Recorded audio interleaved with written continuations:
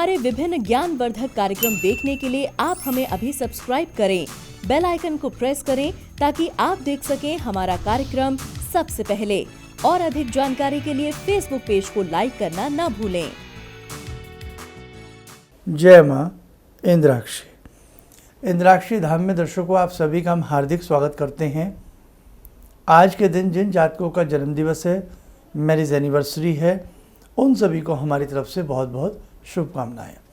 आज का पंचांग 4 सितंबर सन 2020 दिन शुक्रवार, आश्विन मास, कृष्ण पक्ष, संवत 2077, तिथि आज द्वितीया है, नक्षत्र उत्तरा भाद्रपद, राहु काल 10:30 से 12, दिशा शूल पश्चिम दिशा। आज द्वितीय श्राद्ध भी है। आइए दर्शकों, आज हम श्राद्ध पक्ष में क्या पूजा कर सकते हैं, श्राद्ध पक्ष में क्या घर में दीप जला सकते हैं, इसके ऊपर एक विशेष चर्चा आपसे करना चाहते हैं। बहुत लोगों के कमेंट्स हमें मिले हैं, बहुत लोगों ने हमसे ये जानना चाहा है कि शर्मा जी, क्या श्राद्ध पक्ष में घर में पूजा की जा सकती है? श्राद्ध पक्ष में क्या हम मंदिर जा सकते हैं? श्राद्ध पक्ष में क्या हम देवताओं के समक्ष दीप प्रज्वलित कर सकते हैं? तो मेरा आंसर यही है, आप बिल्कुल कर सकते हैं। श्राद्ध में किसी भी तरह की आप पूजा पाठ करते हैं, उसका फल आपको बहुत अच्छा मिलता है।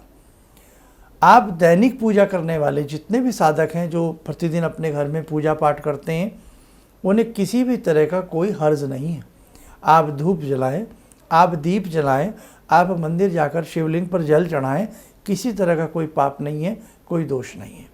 लेकिन ये 15 दिन हमारे पितरों के नाम से होते हैं। न जाने कितनी योनियों में हम जन्म लेते हैं, कितनी योनियों में हम भटकते हैं, और शास्त्र जो कहता है 84 लाख योनियों में जन्म लेने के बाद हमें ये मानव का तन मिलता है। तो हम अपने पितरों को भरसक प्रयास करें कि वो हमसे प्रसन्न रहें। जाने में अनजाने में हमसे किसी भी तरह की कोई भूल चूक रह गई हो, किसी भी जन्म में, हम उसके लिए अपने पितरों से क्षमा मांगें। क्या यही मान लेना उपयुक्त नहीं है कि एक ही जन्म के हमारे पितर होते हैं? कई कई जन्मों के पितरों के ऋण हमारे ऊपर चढ़े होते हैं। शास्त्र में जैसे कहा गया है, 3 प्रकार के ऋण होते हैं, देव ऋण, ऋषि ऋण और पितृ ऋण। पितृ ऋण से उऋण होने का, मुक्त होने का ये बहुत ही सुंदर अवसर होता। तो इन 15 दिनों में जितना गायत्री मंत्र का आप जाप कर सकते हैं, उतना ही आपको बहुत आनंद भी आएगा और उसका आपको बहुत सुंदर लाभ की प्राप्ति भी होगी। और ये तो दिमाग से निकाल ही दें कि हम 15 दिनों में मंदिर नहीं जाएं, हम घर के मंदिर में पूजा नहीं करें। क्यों? हम रोज़ खाना भी खा रहे हैं, पानी भी पी रहे हैं, सैर सपाटा भी कर रहे हैं, मोबाइल पे खूब गपशप भी हो रही है, सब कुछ हो रहा है, तो फिर मंदिर ही क्यों बंद? बताइए, ये क्या बात हुई कि हम सब कुछ करेंगे, खाना भी सुंदर खाएंगे और चटनी भी होगी, अचार भी होगा, सारे काम बढ़िया होंगे, बस भगवान की पूजा नहीं होगी? अरे कमाल कर रहे हैं आप। किसने कहा आपको? आपको कौन ऐसी बातें बताता है? आप इस प्रकार की अनगढ़ बातों में, इस प्रकार के भ्रामक तथ्यों में मेरे साधक कदापि न फंसे। ये वही लोग होते हैं जो धर्म को मानते नहीं हैं और अजीब अजीब सी बातें बता करके हमें डरा देते हैं। आपने देखा, अनेकों लोग कहते सुनते हैं, आप मंत्र मत पढ़ लेना, आपसे गलती हो जाएगी तो ये हो जाएगा। अरे क्यों हो जाएगा? हम भगवान का नाम जप रहे हैं, हम भगवान का नाम ले रहे हैं, कोई गलती नहीं होती। हाँ, हम कोई तांत्रिक अनुष्ठान कर रहे हैं, हम शमशान भूमि में बैठ करके कोई तांत्रिक विद्या की पूजा कर रहे हैं, वो बात अलग है। हम तो ऐसा कर ही नहीं रहे, हम तो सिंपल साधक हैं, अपने घर में बैठ करके माला उठा करके हम सिंपल पूजा करते हैं, उसमें किसी तरह का हर्ज नहीं है। आप किसी मंत्र का उच्चारण करें, अगर कहीं कोई छोटी मोटी गलती रह भी जाती है तो मेरे साथ को भगवान का हृदय इतना विशाल है कि उसकी पैमाइश करना हमारे बस की नहीं है। माँ को आप क्या देते हैं? हम माँ को क्या देते हैं? माँ जीवन भर पालती है, पोसती है, अच्छी हमें सर्विस मिलती है, अच्छी हमें पगार मिलती है, अच्छी हमें पेमेंट मिलती है। माँ कदापि महसूस नहीं करती कि बेटा तू कमाता क्या है, तू मुझे देता क्या है। उसे प्यार चाहिए। तो ऐसे ही जो भगवान हैं और हमारे पितृ हैं, उन्हें प्यार चाहिए, उन्हें सम्मान चाहिए। आप किसी की भी बातों में आकर के कुछ भी सोच बैठते हैं। मैं ज़िंदगी की आखिरी सांस तक समझाता रहूँगा। क्यों? आपकी भी ज़िंदगी की आखिरी सांस तक आपको भटकाने वाले लोग मिलते रहेंगे। ठीक है, जुड़े रहिए आप इस चैनल से, हमसे आप जुड़े रहिए। हम जीवन में कितने भी थके हों, कितने भी कुछ हों, हम आपके साथ न्याय करेंगे। हम आपको कभी भी मिसगाइड नहीं करेंगे। ईश्वर ना करे हमारे मुख से कोई ऐसी बात निकले। इसलिए बेफिक्र रहिए, ऐसी बहकावों में ना आइए, बल्कि ये तो इतने सुंदर सौम्य दिन हैं, इनमें तो पूजा पाठ करिए। बहुत लोग मजाक उड़ा देते हैं कि यज्ञोपवीत संस्कार, बच्चे का यज्ञोपवीत संस्कार करा के क्या करेंगे। अंधविश्वास की बातें थी कि बच्चे का यज्ञोपवीत संस्कार करा दिया जाता था। अरे साहब, आपको पता ही नहीं है कि यज्ञोपवीत संस्कार होता क्या है। मालूम है यज्ञोपवीत संस्कार क्या होता है? यज्ञोपवीत किसको कहते हैं? जनेऊ को कहते हैं।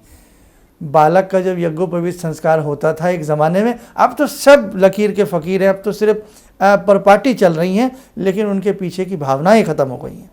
क्या क्या क्या भावना थी? यहाँ जब यज्ञोपवीत बालक को पहनाया जाता था, 6-7 साल के बच्चे को, या जब उसको स्कूल में उसको जाने के लिए भेजा जाता था, तो उसका यज्ञोपवीत संस्कार होता था। और ये कहा जाता था कि अब जब तक तुम्हारी शादी नहीं होती, तब तक तुम ब्रह्मचर्य का पालन करो, तब तक तुम्हारे लिए संसार की जितनी भी महिलाएं हैं वो सब तुम्हारी माँ के समान हैं। क्या बुरा था इसमें? और आज की पद्धति देखो, आज के कुसंस्कार देखो, आज किस प्रकार के छोटी छोटी बच्चियों के साथ रेप हो रहे हैं। उस जमाने में ऋषियों मुनियों की सोच ऐसी थी कि हम कंपैरिजन नहीं कर सकते अपने आप से, कि एक बच्चा गुरुकुल में पढ़े, अच्छे से पढ़े, यज्ञोपवीत पढ़ा रहे, उसको ध्यान रहे, उसको ध्यान रहे कि मैंने एक कसम उठाई है, मैं अपना शील भंग नहीं कर सकता, मेरा चरित्र मेरी मुट्ठी में रहे। तो बहुत सुंदर सुंदर इनके पीछे हमारे ऋषियों के मंतव्य रहे हैं। किसी भी चीज़ को मात्र अंधविश्वास में तोल लेना, मात्र यज्ञोपवीत के 3 तारों को एक महज अंधविश्वास समझ लेना, ये अच्छी बात नहीं है। जब तक आप किसी चीज़ की बारीकी को नहीं जानते, उसके बारे में कुछ भी कहना मेरे हिसाब से शुभ नहीं है। तो मेरे दर्शकों, भगवान भोलेनाथ भी प्रसन्न होंगे, उनकी भी साधना करें, गायत्री साधना करें, जितनी ज़्यादा हो सकती है। इन दिनों में गायत्री साधना बड़ी फबती है। गायत्री साधना करने से हमारे पितृ भी तरते हैं, हमारे पितृ प्रसन्न होते हैं, और पितरों के ऊपर चढ़ा हुआ ऋण भी उतरता है, समझे, गायत्री मंत्र पढ़ने से। और जब हम ब्राह्मण को भोजन कराते हैं, कुछ ना कुछ कराते हैं, अपने पितरों के निमित्त दान देते हैं, तो क्या होता है पता है आपको? बहुत बारीकी दुनिया में मैं आपको लेके जा रहा हूँ। होता क्या है कि आपने बैंक से कर्जा लिया है, अब कर्जा उतारना है, और आपका बेटा, आपका परिवार का कोई सदस्य है, आपका कोई भी कुछ पैसे लेकर के आ जाए कि लो ये दे दो बैंक वालों को, उतारो, तो आपको एक किस्त उतर गई ना आपकी, आपको प्रसन्नता हुई ना। तो ऐसे ही जब करनी भरनी का हिसाब ऊपर हो रहा होता है ना, हम तो मानते हैं करनी भरनी होती है, हम तो हिंदू हैं, हम तो सनातन धर्म में फॉलो करते हैं उसको, तो हमारे यहाँ तो पुनर्जन्म पे पूर्ण विश्वास है। जो नहीं करते ना करें। तो जिस समय ऊपर हिसाब हो रहा होता है, तो जो पाप की संख्या बढ़ी होती है, और यदि उस पिता का पुत्र यहाँ पुण्य करता है, तो वहाँ ऊपर वो पुण्य पहुँचते हैं, पापों की संख्या घटती है। नीचे से ही पुण्य ऊपर पहुँच जाता है। तभी तो ज्ञानी लोग कहते हैं, खाया पिया अंग लगेगा, अंग शरीर को बनाता है जो हम अच्छा खाते हैं, दान दिया संग चलेगा। मरने के उपरांत एक ही चीज़ हमारे साथ जाती है, हमारी नेकी और हमने जो पुण्य किए होते हैं। बाकी आपके जेब में लगा एक पेन भी आपके साथ नहीं जा सकता। आपने चाहे 1 लाख अपने लिए आप पहरेदार बिठा लीजिए अपनी सुरक्षा रक्षा के लिए, कोई नहीं जा सकता आपके साथ। सिर्फ आपका कमाया हुआ पुण्य और कमाया हुआ पाप, 2 ही चीज़ें आपके साथ जाती हैं।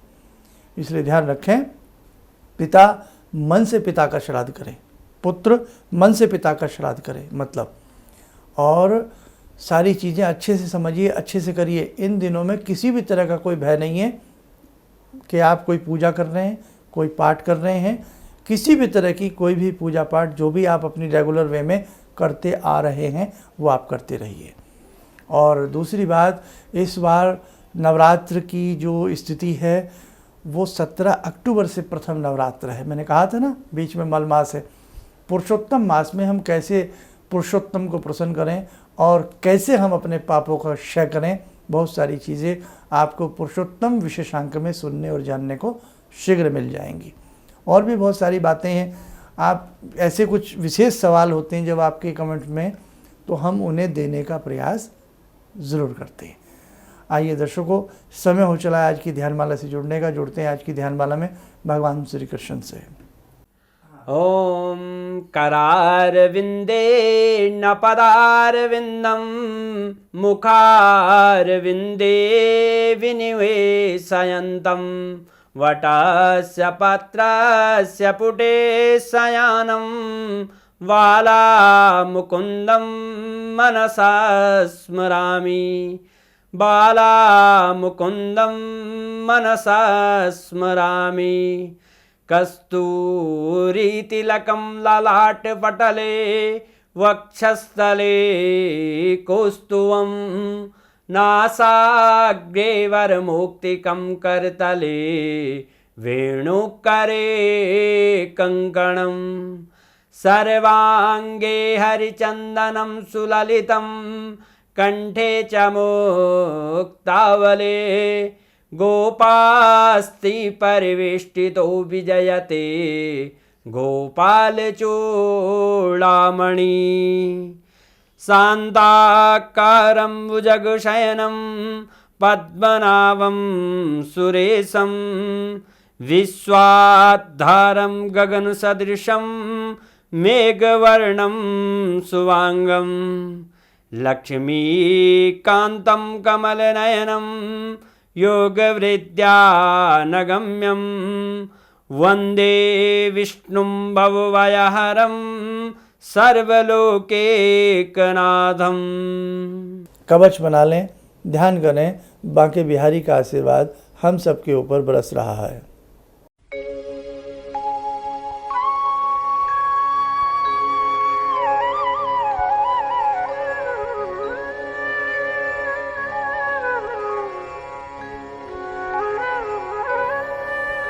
ओम बोलते हुए नेत्र खोलें, सामान्य हो जाएं।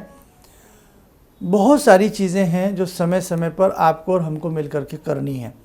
आगामी स्थिति में क्या पूरे विश्व की स्थिति है कोरोना को लेकर के और बहुत सारी चीज़ों को लेकर के किसी से छुपा नहीं है। कितनी मायूसी, कितनी खामोशी वातावरण में व्याप्त है। इसलिए अपने तप को, अपनी तितिक्षा को, अपनी साधना को राई भर भी घटने मत देना। कितना भी मन पीड़ित हो, लेकिन ये वक्त पुरजोर कोशिश करने का है। ये वक्त कुछ विशेष करने का है। ये समय सबसे अलग करने का है, समझे? बस इतना ही कहना चाहूँगा। जय माँ इंद्राक्षी। मेरी बहुत दिन से दिली इच्छा थी कि आप जैसे कोई मुझे धर्मात्मा पर महापुरुष मिलें और मैं वहाँ जाके जुड़ के और देश समाज से के लिए कुछ कर पाऊँ।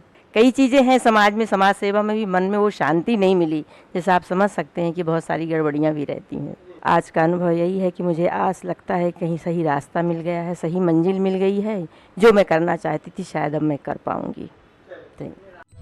किसी भी समस्या के समाधान के लिए मिले प्रसिद्ध हस्तरेखा एवं वास्तु विशेषज्ञ प्रोफेसर धर्मेंद्र शर्मा जी से। नोट: शिविर में भाग लेने हेतु एवं व्यक्तिगत रूप से मिलने के लिए कॉल करने का समय सुबह 10 बजे से शाम 6 बजे तक। हमारे विभिन्न ज्ञानवर्धक कार्यक्रम देखने के लिए आप हमें अभी सब्सक्राइब करें, बेल आइकन को प्रेस करें ताकि आप देख सकें हमारा कार्यक्रम सबसे पहले। और अधिक जानकारी के लिए फेसबुक पेज को लाइक करना न भूलें।